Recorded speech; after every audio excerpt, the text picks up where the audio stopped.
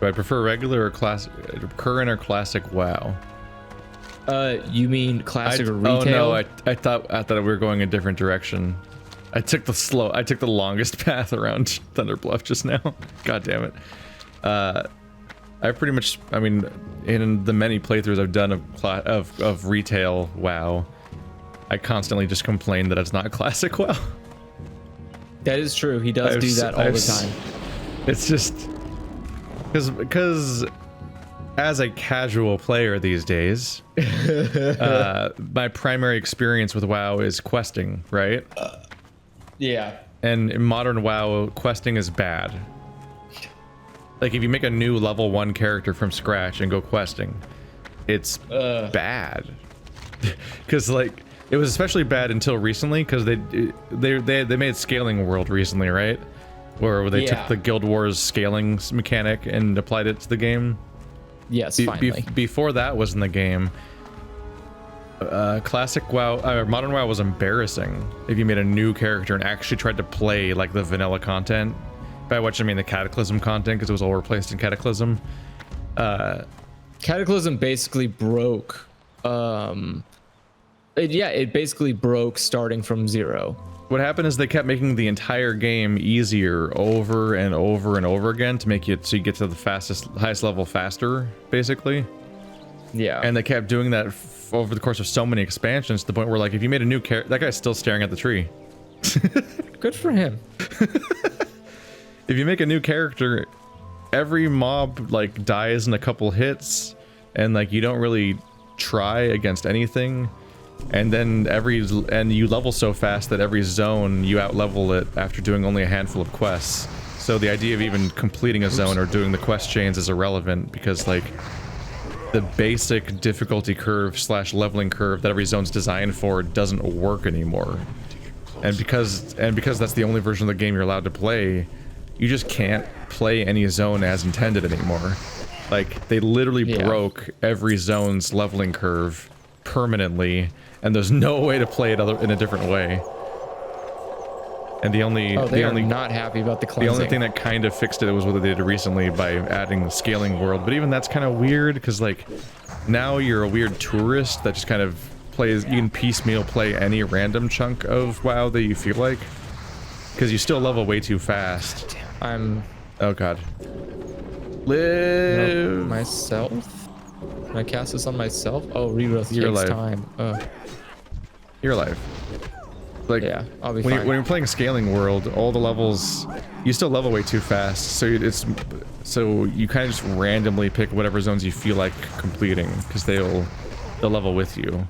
So like when I was playing with Nick and Marty, we were in tourist mode. We were just like, what zone do you want to play next? Oh, I want to go over here, and then we just kind of would go wherever.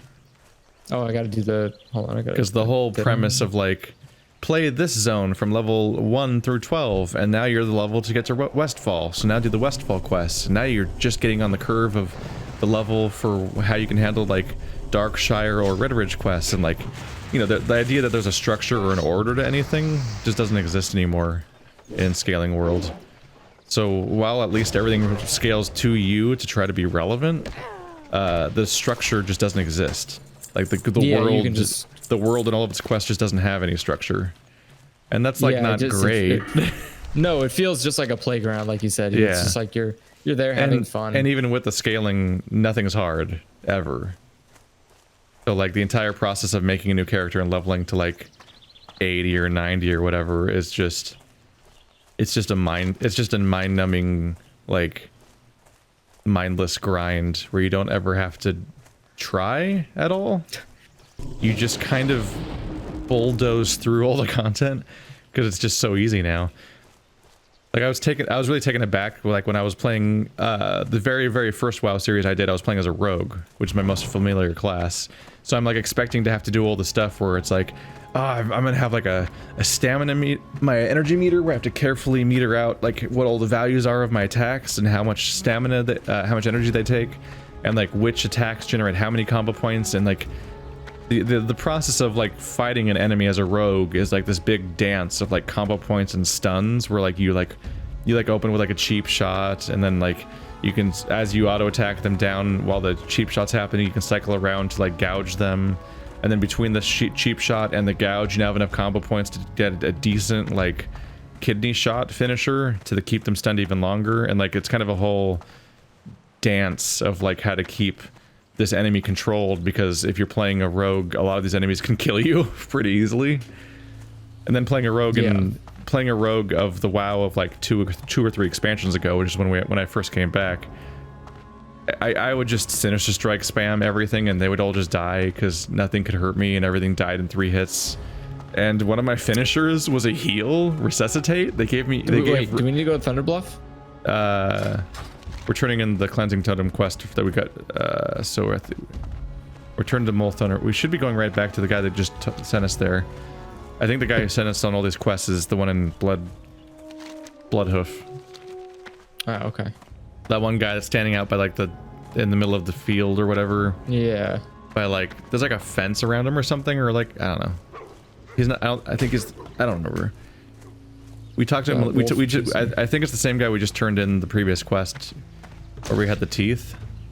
Yeah. Yeah, I think we're just going right back to him. He's in front of the Komodo or whatever. Like, I was really amazed by how no enemy would threaten me as my Worgen rogue. Like, I just didn't have to try ever. And then like around the time I got to like Wetlands, I unlocked the finisher Resuscitate, which was new for me, which was they added a finisher for rogues that heals them. Oh yeah. So like rogues have a heal, and I'm like, what the fuck? That's like such a fundamental thing about rogues in my brain, is that they don't have any health regeneration of any form. Like you're just like, you start with a health pool and you have to make the fight end before it empties, basically. Yeah, it was a survival game. Like, rogue was a hard class because but the final nail in the coffin for difficulty for me was when we got to Burning Crusade area. We started playing in the Outland, and I unlocked the talent where my ambush teleported. Oh, the shit. I think it was Shadow Step or something. Was like, now your ambush teleports to your target. Yeah. And I already had so much crit and other stuff to like, even though I was fighting enemies that were my level or higher, I could kill them in 1 hit. I would just go into stealth mode and teleport to them and instantly kill them, even though they were my level or higher. And so you literally aren't fighting things. I'm like, what the fuck happened? Because like all my biggest memories of like really hitting my stride was me playing Burning Crusade when it was new. And like actually having to survive out in those fields and so on as my rogue, and like playing as my Worgen, I was like, I'm just one-shotting every enemy.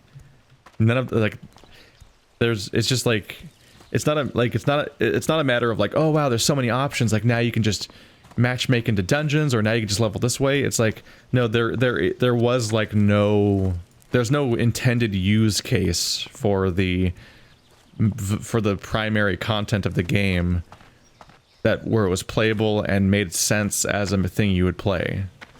Like, it was clearly broken, and like it's like the fucking human tail. Like, it was just this like relic of the past that serves no function anymore, and you can kind of see the skeletal suggestion of its previous existence, and that's it. Like, it's just, it's like you couldn't play it as intended at all anymore. They broke it unrecognizably for everybody, forever.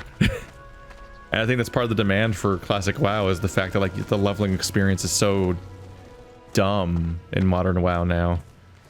It's weird, because like you think they could just keep adding content and without fucking up the existing content, but they somehow managed to permanently fuck up all the existing content, and that's just kind of a bummer. I mean, yeah, I think that was kind of the weird, I guess, appeal, is that every time you came back to WoW, it was something new. Like for me, it's like, if they want to add the option to like go do the entire leveling curve purely by matchmaking into dungeons, fine, that's fine. But like neutering the other option, so that's just garbage now, is just a really weird choice. Yeah, I agree. I mean, and for me, like, I'm not a hardcore WoW player, so like I never reach like the level where I'm like, I'm in the proper end game and I'm in my raiding guild and everything. So like, I never get to experience the part of the game where you ever have to think or try. The most I could ever really do was the most engaging thing I could do in modern WoW is that when a new expansion comes out, I can level boost a new character directly to max level and try out the new expansion. And That's then nice. I'm just like, because I'm like fucking in the deep end as a class I've never played before. Like that's the most challenging thing that WoW can do for me right now. Like I had a decent amount of fun when I level boosted a Draenei priest. And so I had to learn priest. I'd never played, like, my highest level priest ever, I think, had been like a level 6. Like, I'd never made it anywhere with it, so I fundamentally didn't understand how the class worked. And I had 20 buttons and shit. So, based on that, I had suddenly had an engaging thing to do. But even then, like, even when you're in the current expansion, most of the combat's pretty easy. It's pretty much when you get to... It's when you do a dungeon that it gets engaging again. And I had fun with that. When I played the, not Battle for Azeroth, it's like the previous expansion, I think. Not Warlords of Draenor, it was... I can't remember them anymore. Legion? Legion, yeah. Where they added the Demon Hunter, I think. Yeah, Demon Hunter class. Yeah. That's when they introduced the your weapon levels up now. You're like, oh god. Oh yeah. Yeah, when I played my boosted Draenei priest in Legion, whenever we did a dungeon, suddenly the game was engaging again because I was like I had to play my class correctly and the skills were mattering. And I was like, that's how I felt and I was trying raids. each one out. Like I was trying, let's try Holy Priest, let's try Discipline Priest. I'm like, I heal by attacking like fucking Brigitte from Overwatch. Okay, like that was a fun little learning curve. But like, all the content should be good, not just some of it.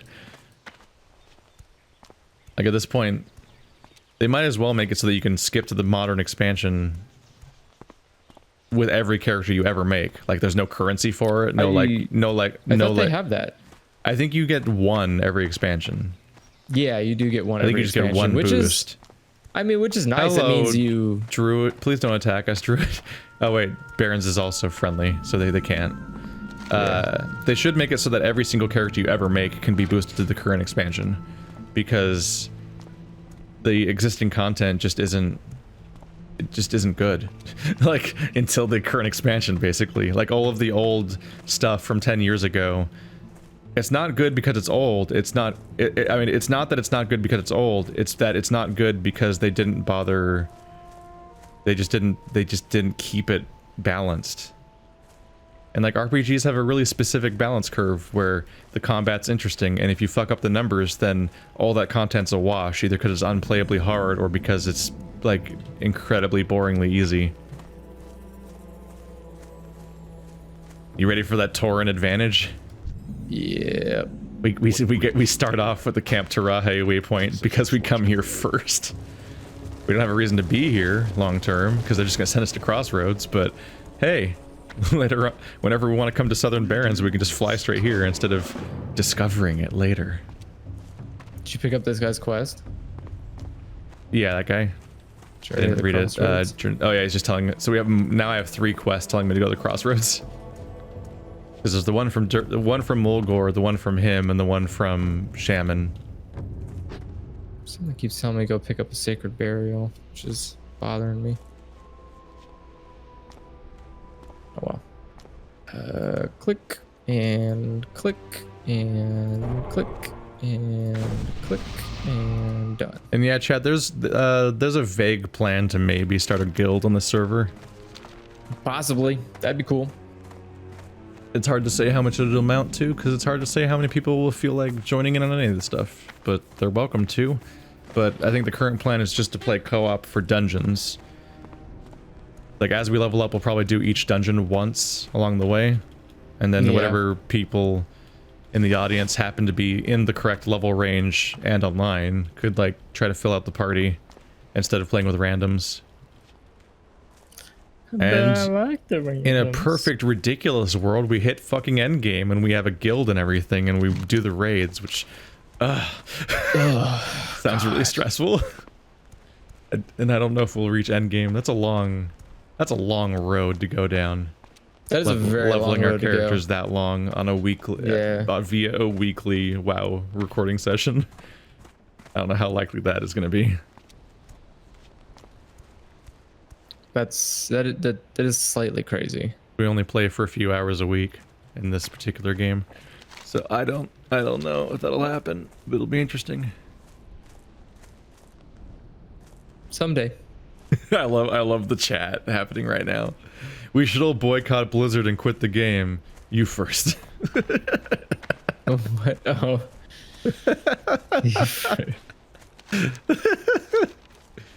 That's a pretty good response.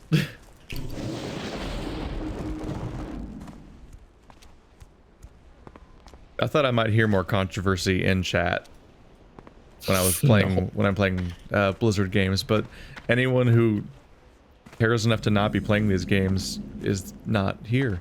So Yeah, right? like that's like the first reference to the idea of boycott I've seen in game in like the last week.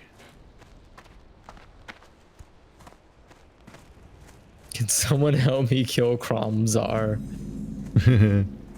What a sad plea. I've just been letting the whole thing kind of blow over for a bit, so I'm just backlogging the videos for now, and I'll upload them when things are more chill. Like that's the inherent thing about this is like realistically, we're not all expected to like swear off Blizzard for like forever. Like everyone thinks of the boycott premise as being temporary. Oh, he's turning. Okay. What the Yeah, you don't want to fuck with that. The coal car that have like hyena escorts. You do not want to aggro that shit. Oh my god. That was dangerous.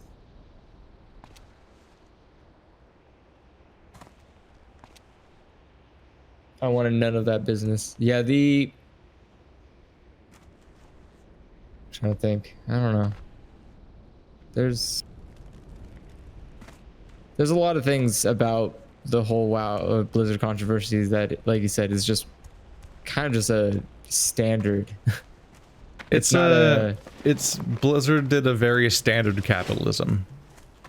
Yeah, I mean, they did a very normal, boring thing. What they did, I'm still folks, like is not called happy business. with it.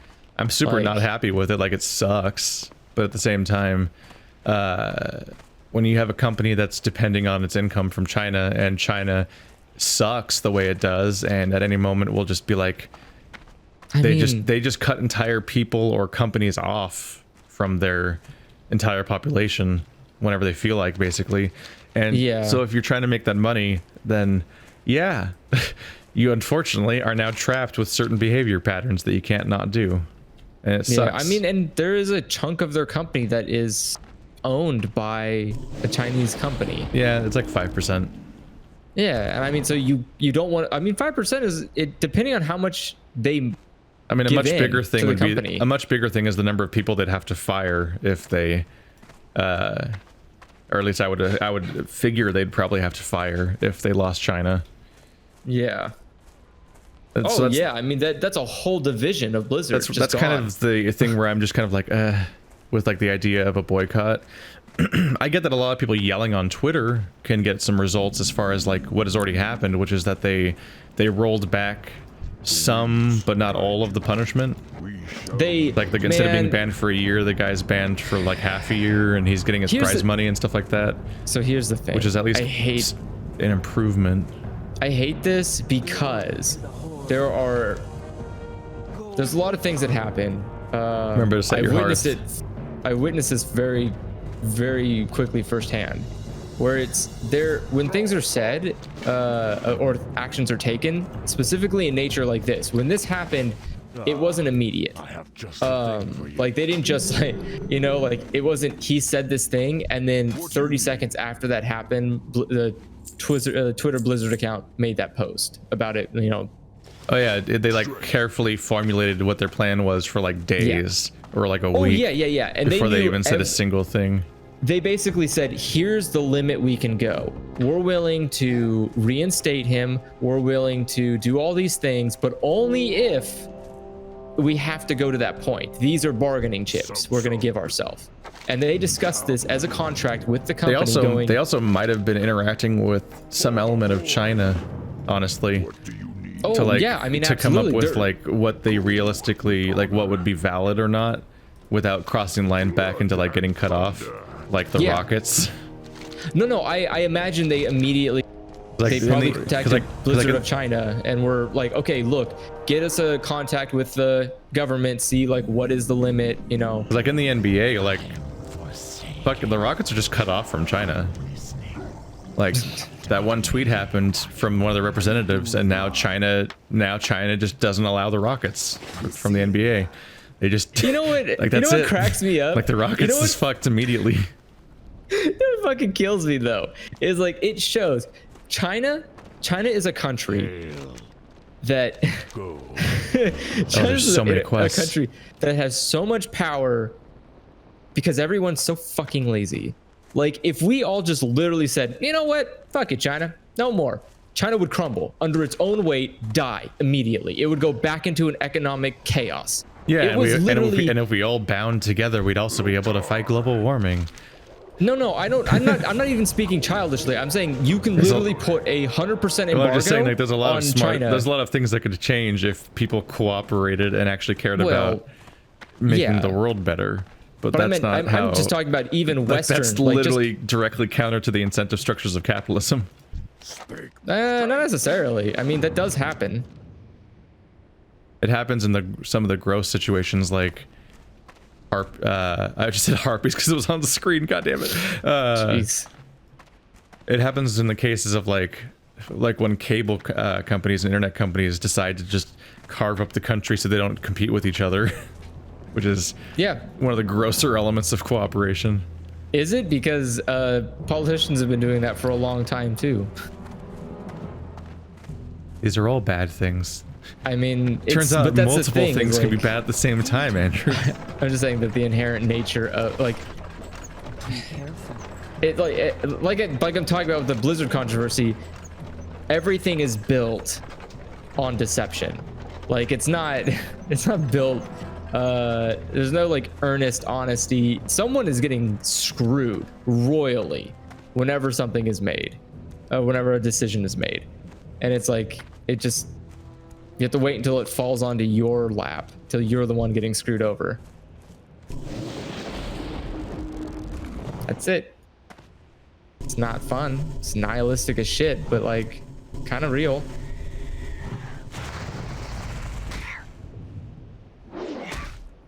That's what's fun. Where the fuck are you going? Where do you? It's time to do quests. Which quest are you doing? The Plain Striders and Raptors are just in every direction at all times. And up north is where the Razormane are. So we're headed towards the Quillboar people. Alright. And their tentacle camps. We gotta go fuck those dudes up. Oh right, I never found my quest. Wait, where is my guy for Shaman? Small dwelling north of the crossroads. Okay, so I gotta look out for that. So somewhere north of the crossroads, I'll find my shaman person. That might be it might be that building over there on the left, actually. But yeah, over on the right are the tentacly evil things. Yeah, it might be them.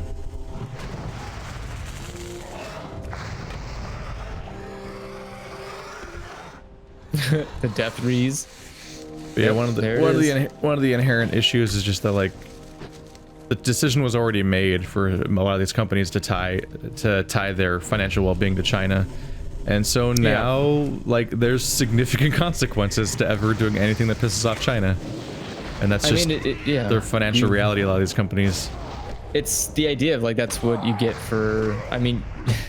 And they largely show again and again that they're not interested in taking any kind of hit for the greater good or anything like that. No, a company will never, ever put the greater good as its primary objective. It's profit.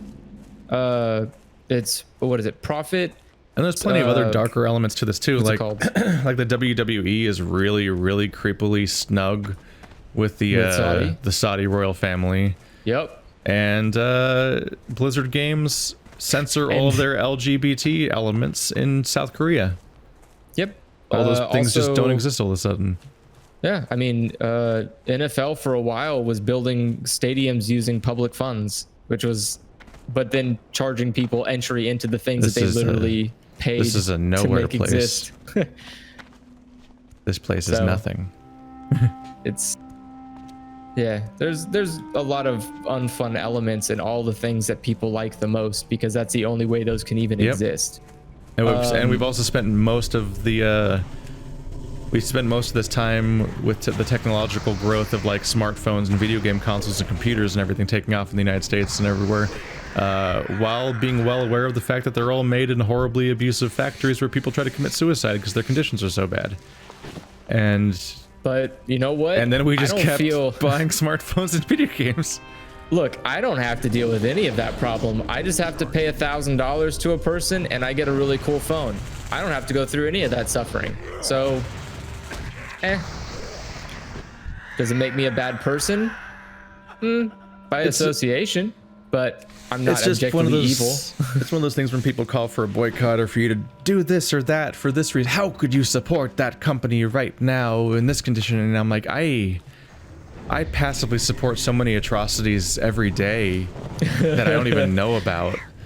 Like there's I'm a like U.S. citizen. There's like basically 10 like that I kind of know about, but like I'm well aware of like the fact that like so many of those things, so many of those elements that I do know about go without saying, and that without anyone mentioning them or bringing them up ever, that like I assume tons of people don't know about those things most of the time, which just means there's 100 other ones I don't know about. Every single thing you buy is unethical and horrible, and all video games are made under crunch, and every single person who's ever made a video game anymore is like hates video games as an industry. Like all the joy has been wrung out of them because they're like they can't even go home to their families anymore because if they ever stop crunching, then they get fired, and this is their dream job, right? 100 other people would be happy to replace them the moment that they get tired of it. And let me tell video you games how are supposed to be many a fun job. So you're working your joyous hobby thing. So like that means you're willing to go forever, right? And like let's just. And let me tell you how many people in India are waiting to take your jobs. Real quick. Just don't even care. Crunch time? Probably better than where they live right now. Even with me, like I have like a really neat kind of job to have, but it comes with a background darkness that's the same kind of questionable thing as like Uber drivers and stuff like that, where it's like you're not an employee though. Like that whole background darkness of like at any moment they can phase you out or like make an algorithmic change, or at the very least, even if I have perfect job security and nothing ever goes wrong in my entire life, I still don't get like bonuses or like what do you call them, benefits. Like I'm not a real employee, so I don't get like I don't have the thing most people have where like their job. Oh, here's a guy. Where their job files their taxes basically, and then they just do a tax return event basically to see if they got anything back. I don't have health benefits or dental or anything like that. Like I have to pay for everything myself while being taxed more because I'm self-employed. And I pay quarterly taxes. That's fun. I pay taxes 4 times a year, which is a concept some people don't even know is a thing. No, yeah, most people don't.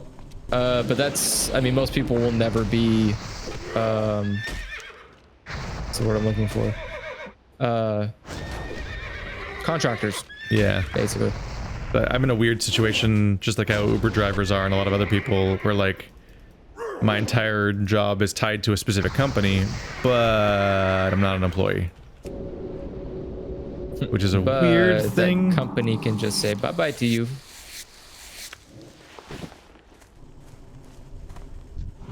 Yeah, there's not really I feel like that's on purpose though. I do start seeing a lot more of these, hey, what if we just throw money at people but don't actually obligate to do it consistently?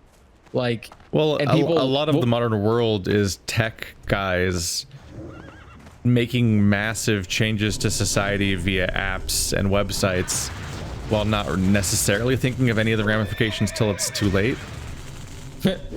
I mean, there's never a too late. Because like the creation of Lyft and Uber transformed society in a certain way.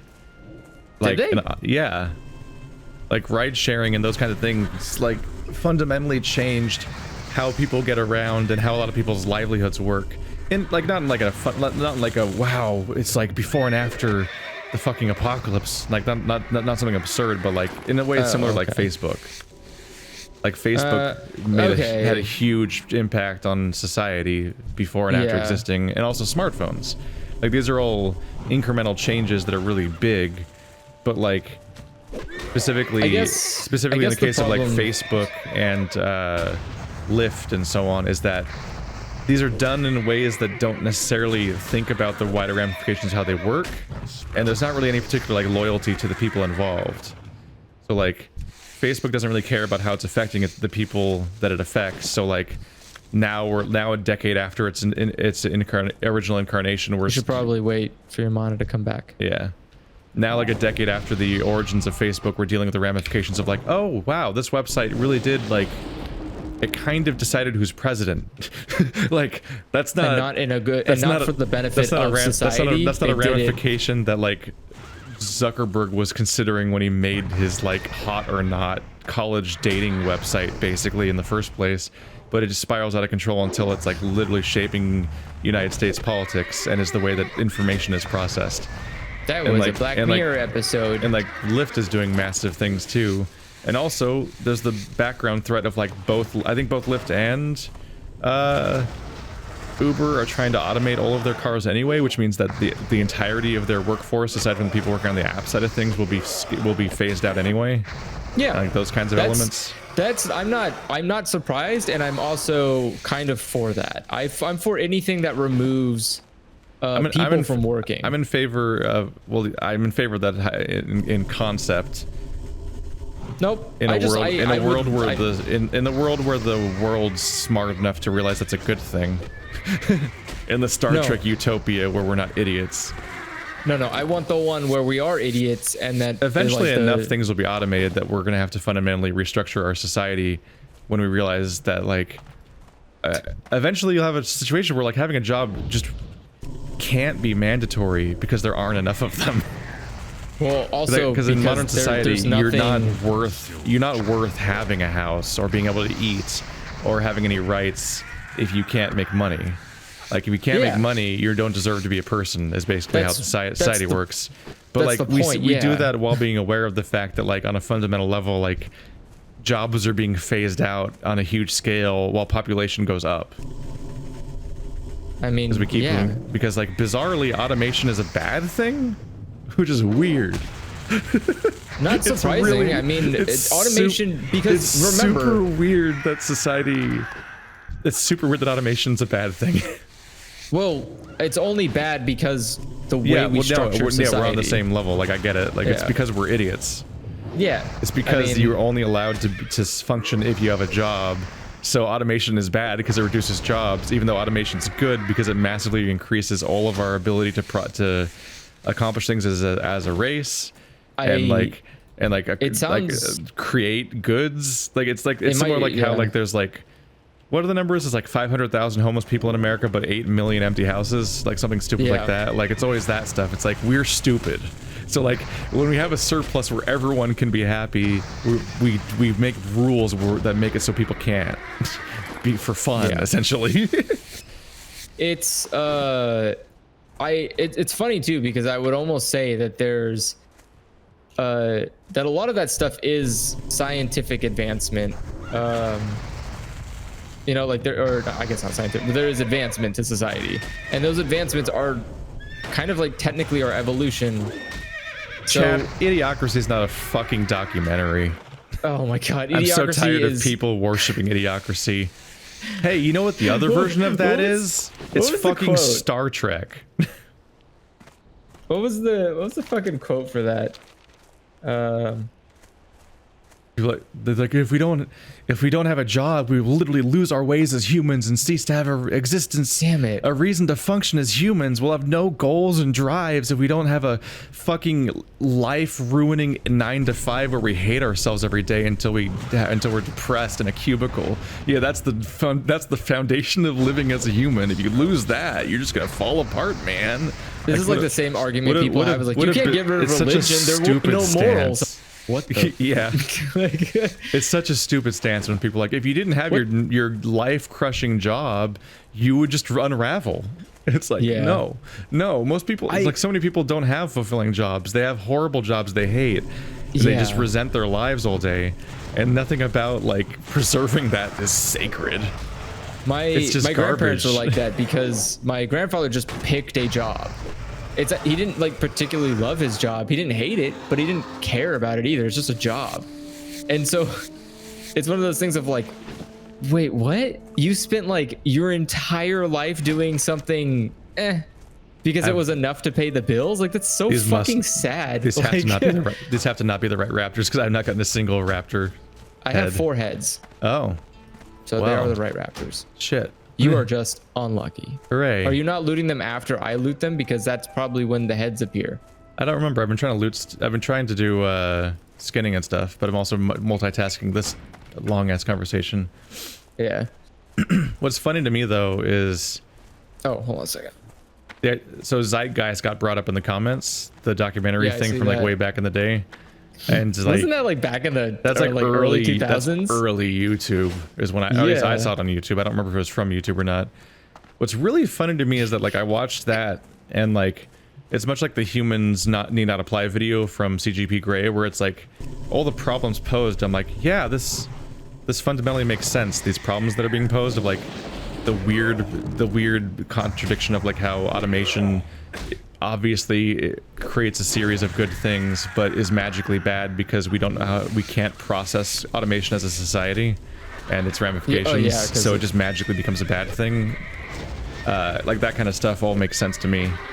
But then it gets to the end and it's like, we're gonna ascend to a magical utopia where nobody owns anything and all resources are shared and all these other things. And I was like, that's absurd. You lost me there. And then like in the background behind the scenes, like weird elements of that are all becoming true. And it's like actually like unnerving. I'm like, oh, I thought these elements were impossible, and there they are happening.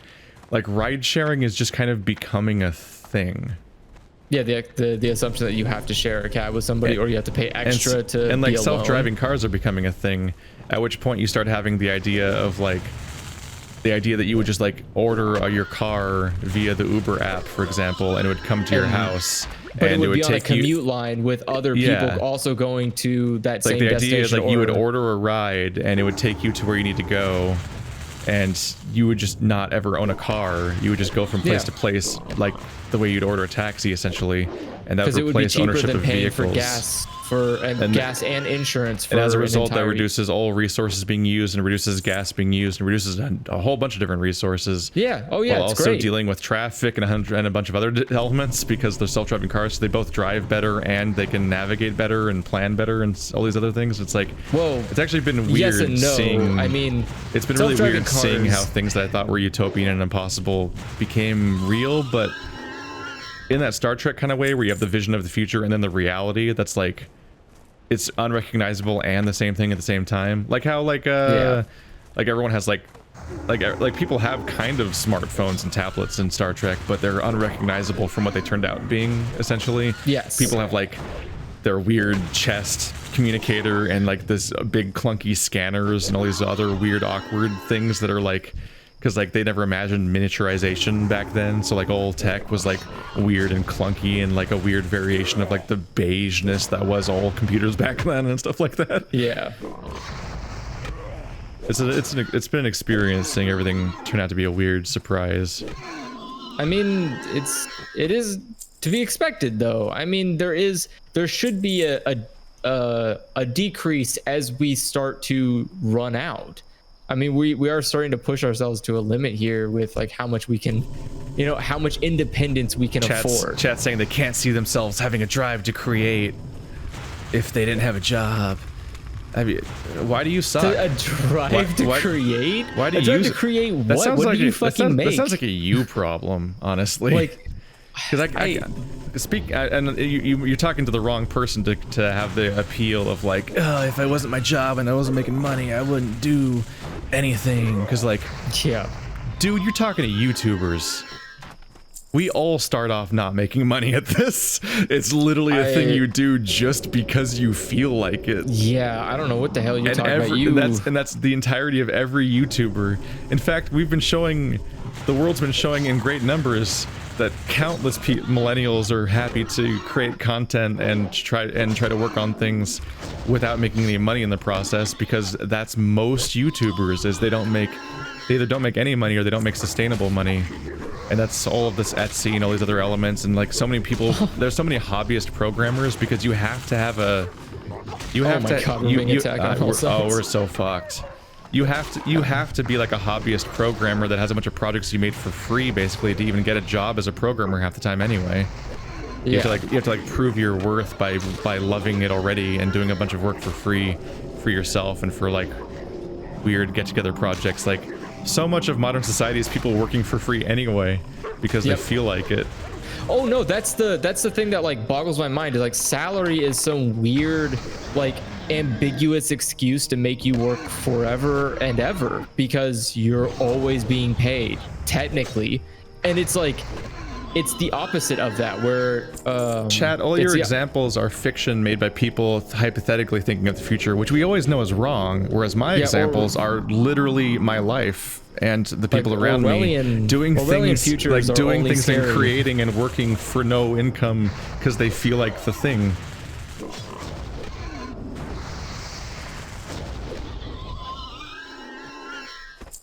Like, a lot of people will just do stuff because they feel like it. Would you still create videos you didn't have to do anything and could be on the... Fucking no, I wouldn't. I would be on the beach and mountains all day, motherfucker. You think I want to sit and work for 8 hours of my fucking life? If you're the kind of person who has no creative drive and no desire to innovate or create or work or anything, then you're probably the kind of person who just does a soul-sucking job all day and then goes home and does nothing anyway. So like the difference is negligible.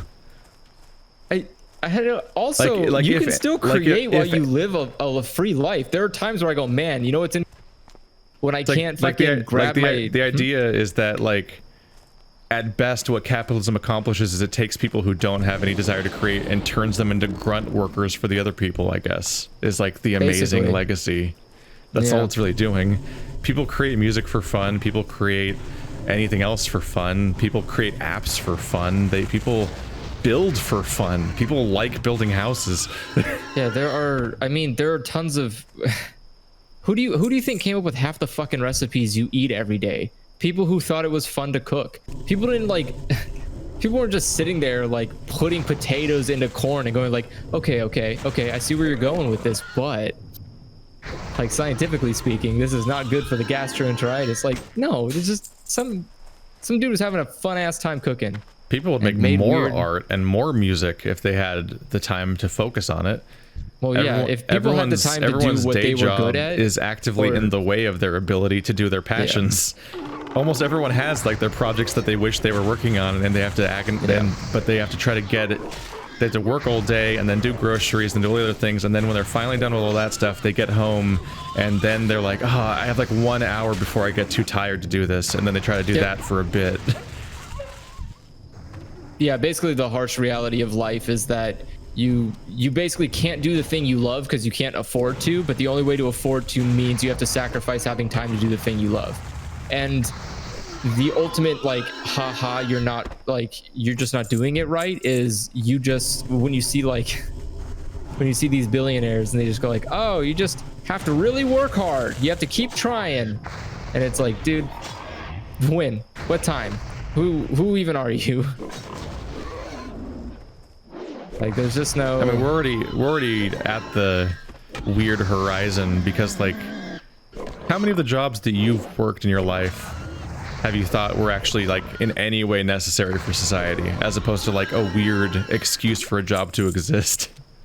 My job, basically the entire concept of IT is you're a fucking jackass who just won't learn how to do something. Like, that's all it is. I exist because you're too fucking incompetent as a human being to learn from your mistakes. And that's like, it's frustrating. Andrew's been very bitter about being in IT. No, it's just humiliating because you're sitting there and people are like, wow, how do you know all this stuff? Because you won't fucking learn it yourself. I learned it because it's ingrained in me because of spite. I'm so tired of seeing you fuck up so much. I learned how to avoid your fucking mistake. Like, God, it's aggravating, but it's a job and it's real and people pay me money to do it because apparently that's easier than learning is. Like, oh shit, these are the wrong guys.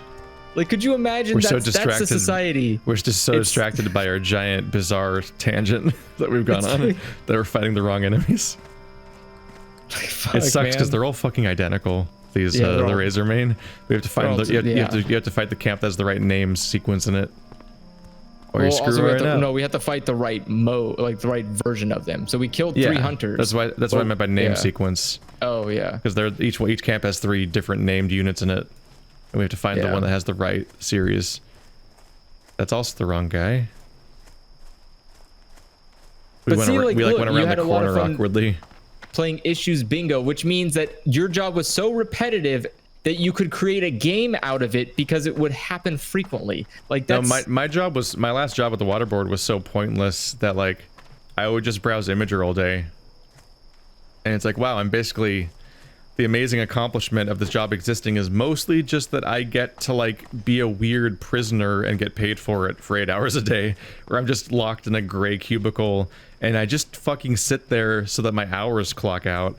Because I very quickly figured out with my rudimentary Excel skills how to automate most of my job.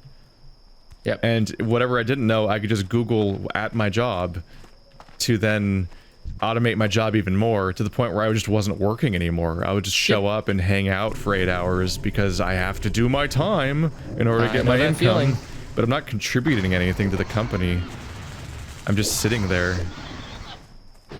Yeah, that was basically the first. And when I described my job, like the details of it to Marty, he was like, "Oh my god, because Marty works at a tech company." Like they were like, "Yeah, our company probably could automate your job out of existence in like a week. Like if they just hired us, we could just delete your job." Because they create programs for other companies to use. It's like his business could just delete my job from existence, which in modern society is for some reason bad. Even though I hated my job and didn't want to be there either. So like, and they wouldn't have to pay somebody if nobody was like having to work at that job. Which means they could pay the people that they currently have. I wasn't being fulfilled. Like my job being replaced by a computer program would be totally fine. I was literally a QA assurance guy. We don't need it. Like what was happening is that like farmers all across the farmers all across California, like they self-monitor their own runoff. They have like devices they use to monitor their runoff to see how many pesticides and other things and other potential like heavy metals or whatever the hell are in their water, so to make sure they're not poisoning California's water tables. And so that data comes in and it literally self-moderates. So all I'm doing is making sure that all of the checks that are supposed to be happening are happening correctly. Yeah, I'm not actually you're double checking an automated task already. Yeah. So what's happening is that there's a series of tests where like you have a bunch of actual samples, then you have like the lab blank, which is and you have the field blank and the lab blank. The field blank is gathered amongst all the other ones, but it's never actually really opened. So just to make sure that the process of gathering the data in the first place via the samples wasn't polluted, because the field blank is a control. And the lab blank is also a control, but for the lab, to make sure there's no like lab pollution happening that would fuck up all the results. And so if like those kinds of things are correct and certain other things are correct, then that means that the data should be correct. And then after that, you figure out whether or not the actual values are within the thresholds of where they're supposed to be and they're not poisoning the water and stuff like that. So like my job wasn't to like check if people were poisoning California's water and then send them reprimands or whatever. My job was to check that the data that was already being checked had all the correct parts in it for all the different farms. So like the fact that all the blanks and all the other like elements of the testing were all existed, checking that was my job. It's like I'm not even the actual reprimander like government. I'm looking over your shoulder to make sure you're not fucking up the state person. I was the person that made sure that, like, the form's complete, basically. Because it was my best way to try to explain what I was. It's like that's, and so many jobs are like just bizarre whatever things that exist in an overcomplicated dumb system. That's like literally half of the staff that work at our company are just that.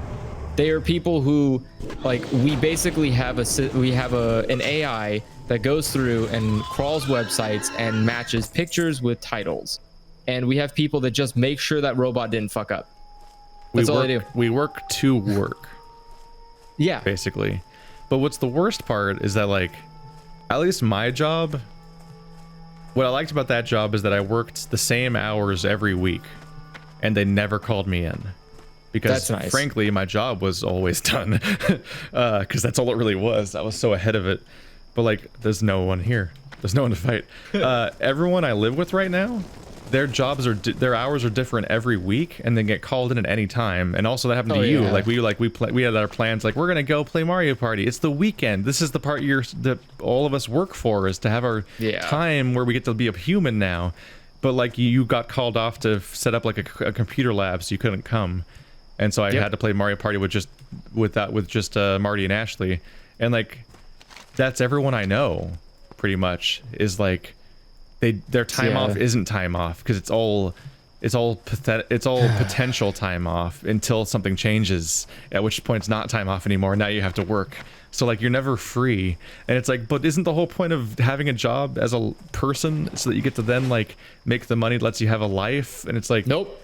So much of society is in jobs where they don't get to have better than that. Because you're not in the right tier. And because of how society is structured, those jobs have to stay in existence forever. So if you accomplish the goal of like getting beyond that point, somebody else just fills in that spot and their life sucks now. Like, and that's permanent. There's not like, there's no hypothetical where all of society is like, we all exceeded, we all got beyond the shitty jobs. We all get to be better now. Because it's structurally, you're forced to be in that structure where a percentage of people all have shitty jobs forever. So there's no escape from that, and it's like, why is any of this good? This is horrible. I mean, it has to exist. That's like a crime when people like, there's so many bullshit things. Like, there's also a lot of like work culture in the United States and in Japan and so on, goes into the aspect of like, because you love your job so much and you're part of the family, you're not going to take your lunch break, right? You're not going to take your government mandated 15-minute break every 2 hours, right? You're going to stay after your shift ends, and you're going to clock out but keep working, right? Because you're part of the family. And if you don't do that, we can find a reason to fire you and then get somebody who will stay after their shift's over. Like, so many jobs in our country expect you to keep working after the job's over. Well, it's like, because it's go fuck yourself. I'm a human. I get to live outside of this place. Jesus. But that's the thing, is like, I mean, there are some people who literally don't feel that way. I mean, it's terrifying. But yeah, there are people who are just like, that's life. Like, at some point, I hope I hit it big as a YouTuber, because I'm worried that my parents are going to both fall apart physically and not be able to support themselves. I have one parent that's doing better than the other one financially, but one of them is like, they've worked their entire life and they're ultra conservative and they're like, no handouts and all that other stuff. Is because they've towed that line, like with all the ideologies, but somehow. Like, they've been self-employed their entire life and they have no savings, and they're physically falling apart from the amount of manual labor they've been doing their entire life. And like, they don't have retirement, and they're hitting a point where they're now getting too old that they're like getting hospitalized on a regular basis by the very process of doing their own job. And like, jeez, the system isn't going to pay them back for being a good worker their whole life. They can basically go fuck themselves. Is how modern society works. Like, well, yeah, because they're not working anymore, so they don't matter anymore. It's super fucked up.